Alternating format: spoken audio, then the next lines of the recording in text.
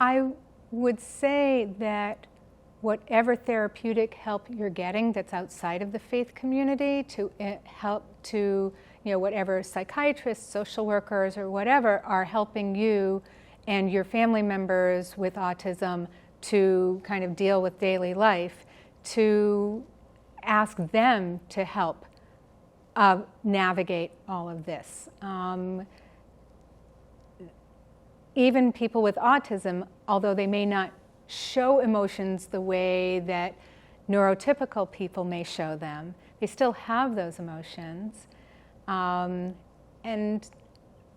I think that the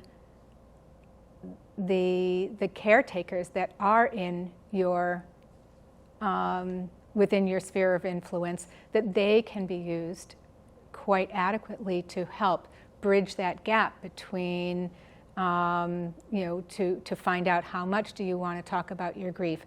I mean, it's not the faith community's job to kind of check in on your mental health. It really is up to mental health professionals to kind of deal with that. And I would say that to rely on them when this happens. When my mom died, I was very careful to make sure that my brother's employer was informed right away as to what happened. I made sure that his clinical psychiatrist was informed right away. In fact, the clinical psychiatrist knew even before my mom died of the diagnosis, so that if it came up in one of the therapy sessions, that the psychiatrist wouldn't be blindsided with the news and have to kind of figure out what to do or say in the moment. So all of those things we kind of did ahead of time. So it's just like, I think probably the best analogy, it's like any trip that you're going on.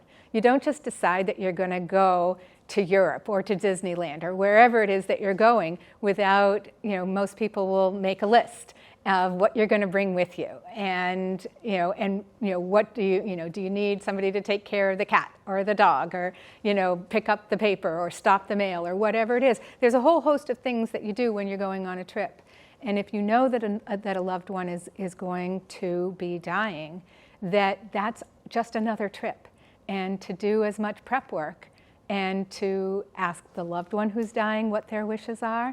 If you've got an autistic member of the family who's going to be grieving after that loved one is gone, to start the conversation even before the loved one is gone, to find out how they're feeling about that impending loss.